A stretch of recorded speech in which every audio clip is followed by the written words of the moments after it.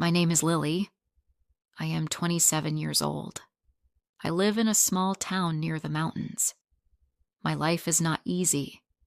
Every morning I wake up with fear. Every night I cry in silence. I want to leave this life, but I don't know where to go. When I was a little girl, my world was happy. My mother sang to me at night. She cooked warm food and kissed my forehead before bed. My father worked at a bakery. He brought home sweet bread and smiled when he saw me. I had one little brother. His name was Max. He was kind and always followed me everywhere. But when I was 9 years old, everything changed.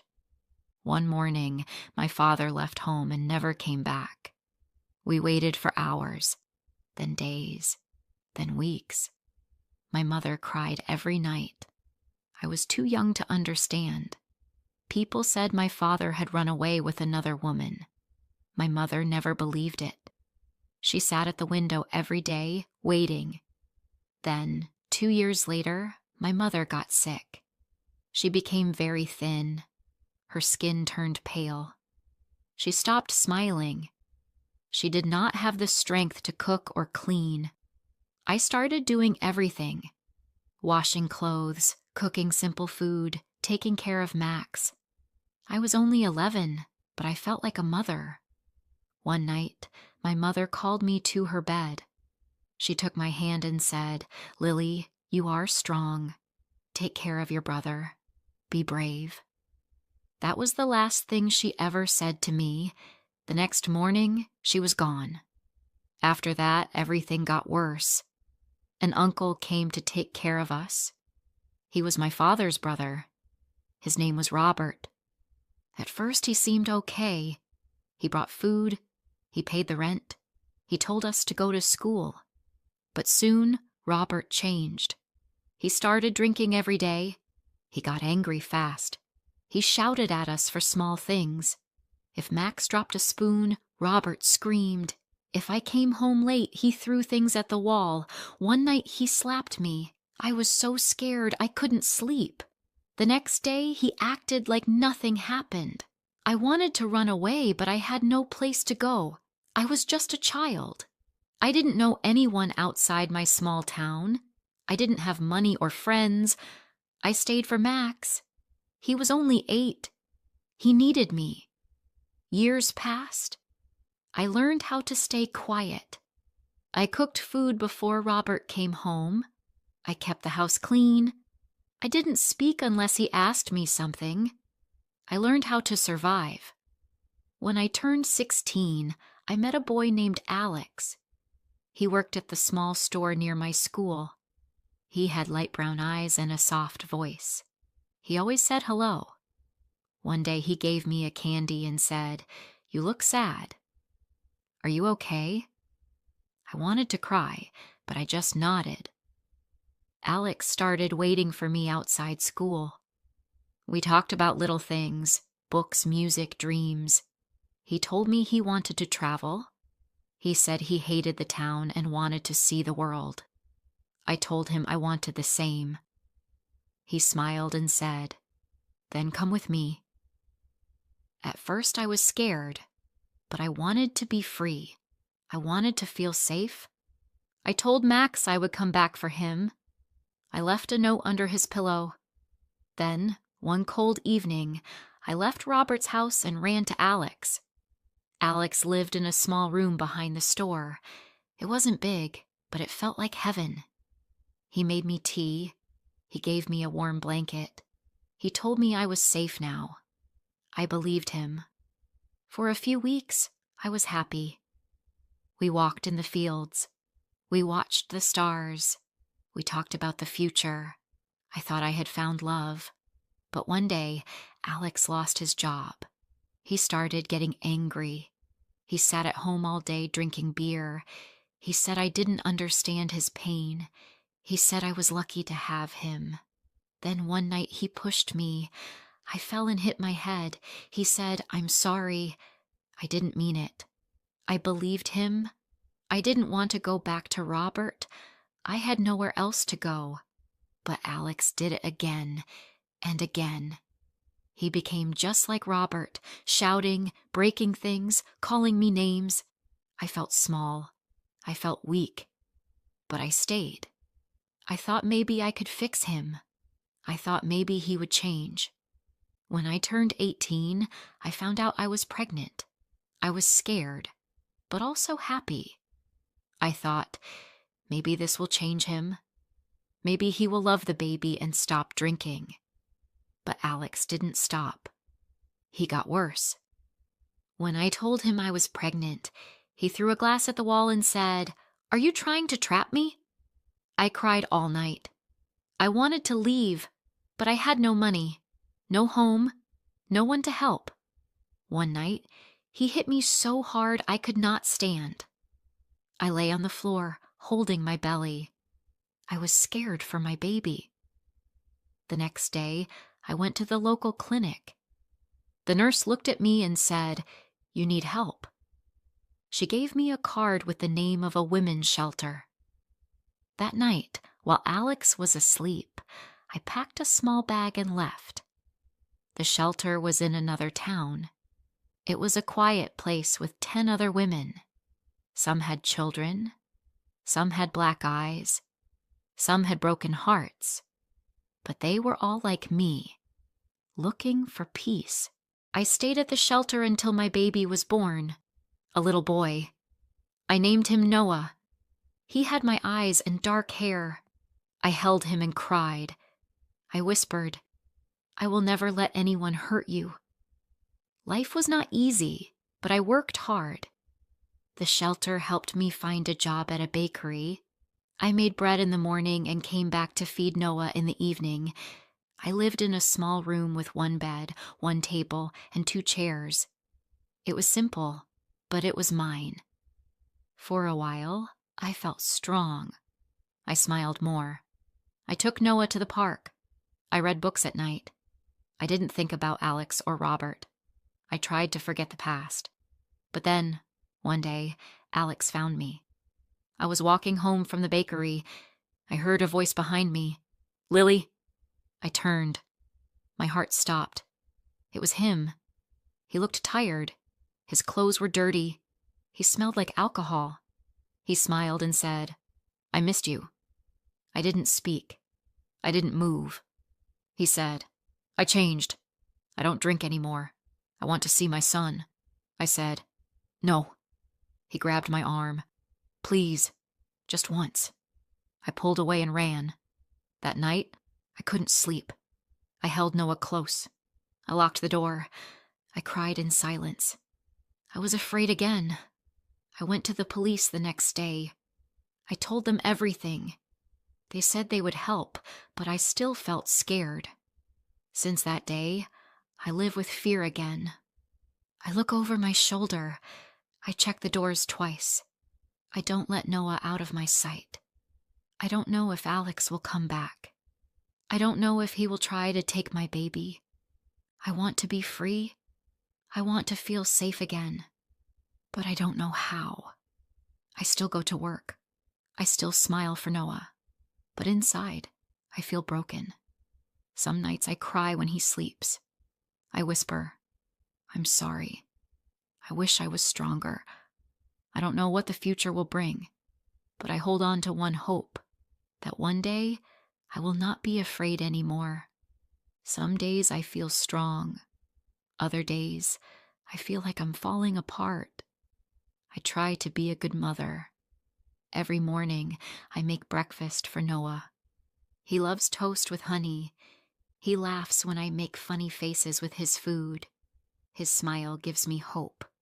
But inside, I am still scared. I always check the windows. I always look behind me when I walk home. I moved to a new room in the shelter, but I don't feel safe. I still hear Alex's voice in my head. I see his face in my dreams. I wake up with my heart beating fast. One day, the shelter manager asked me, "Lily, do you want to see a counselor?" I said no at first. I didn't want to talk about the past.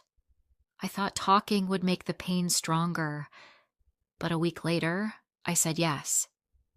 Her name was Julia. She had kind eyes and a soft voice. She asked me about my life. I told her everything, from my father to Robert to Alex. She didn't cry. She didn't look shocked. She just listened. She said, "You are brave, Lily. You survived. You are still here. No one ever said that to me before. We met every week." I started to feel lighter, like I was not alone. I learned that it was not my fault. I learned that love is not pain. I learned that I deserve peace. Noah turned 2 years old. He was walking and talking. He called me Mama and kissed my cheek every night. He loved to sing. He danced in circles when I played music.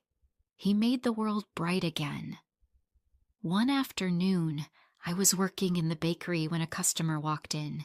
He was tall, with dark hair and kind eyes. He ordered coffee and smiled. The next day, he came again. And again. After a week, he said, "Hi, my name is Daniel." I said, "I'm Lily." He smiled. "I like your smile." I looked down. I wasn't used to compliments. I didn't know what to say. He didn't push. He didn't ask questions. He just came in every day, bought coffee, and talked to me about small things, books, rain, songs on the radio. One day he asked, "Can I walk you home?" I froze. My heart said no. My fear said run. But something deep inside me said, maybe it's okay. I said, "Just to the corner." He walked beside me, not too close, not too far. He said, "You're strong. I don't know your story, but I see it in your eyes." I smiled. "Thank you." For the first time in years, I felt warm. Over time, Daniel became a part of my life. Slowly, carefully. He brought books for Noah. He helped me carry groceries. He never touched me without asking. He never raised his voice. He said, "Love is not control. Love is safety." I didn't believe in love before, but maybe, I thought, maybe it can be real. Still, I was afraid. One night, Daniel invited me and Noah to a small park for a picnic. We sat on a blanket. The sun was soft, the sky pink. Noah laughed and chased butterflies. Daniel looked at me and said, "You don't have to be scared anymore." I'm not him. I wanted to believe him. I wanted to trust. But it's hard when your heart has so many scars. That night I had a dream. I saw myself as a little girl holding Max's hand.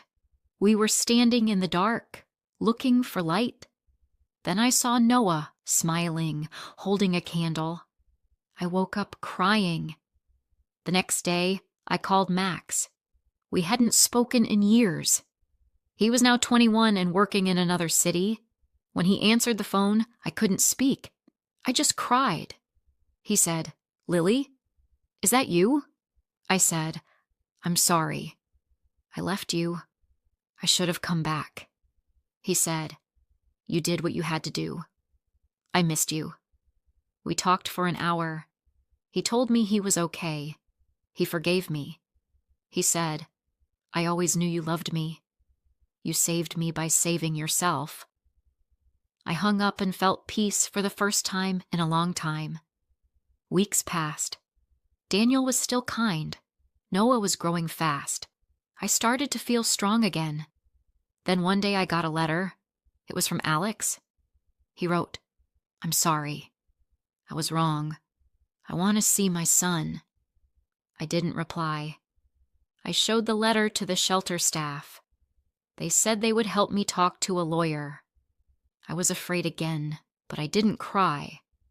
I looked at Noah and said, "I will protect you." I kept the letter in a box. I did not tell Daniel, but Daniel saw my face. He asked, "Are you okay?" I said, "No, but I will be." That night, I looked at myself in the mirror. I saw someone I didn't recognize. Not a victim, not a girl who ran away. I saw a woman. The next morning, I spoke to a lawyer. I asked about my rights. I told them everything. They said I could ask for full custody. They said I had a strong case. I felt nervous, but also proud. I told Daniel everything that night. About the letter, about Alex, about my fear. He held my hand and said, "Whatever happens, I'm here." I believed him. 1 month later, I stood in a small courtroom. Alex didn't come. His lawyer did. They asked questions. I answered with a strong voice. I had papers, photos, proof. The judge listened. After 2 hours, the judge said, "Full custody goes to Lily." I cried. Not from sadness, from relief. When I came home, Noah ran to me. I picked him up and said, "We're safe now." That night, I burned the letter. Days turned into months. I moved out of the shelter into a small apartment. It had 2 rooms and a tiny kitchen, but it was ours. I painted the walls yellow. I put flowers by the window. I started to feel like I had a real home. Daniel came to visit often. He never rushed me. He said, "I'll wait until you're ready." One evening, we sat on the porch. Noah was sleeping. The stars were bright. Daniel said, "Lily, I love you. Not because of your past, but because of who you are now." I cried, not from fear, from love. I said, "I love you too." It wasn't a fairy tale. Life was still hard. I worked 2 jobs. I had nightmares sometimes. I still checked the locks every night, but I wasn't afraid anymore. I started writing my story. I wanted to help other women. I wanted to say, "You are not alone. You are strong. You can survive." I gave talks at the shelter. I held hands with women who cried like I once did. I said, "There is hope. Look at me." I didn't forget the past, but I didn't live in it anymore. Now, I live for today. I live for Noah's laugh, for fresh bread in the morning, for sunsets with Daniel, for quiet nights and warm blankets. If this story touched your heart, don't forget to like, comment, and share. More emotional and inspiring stories are coming soon.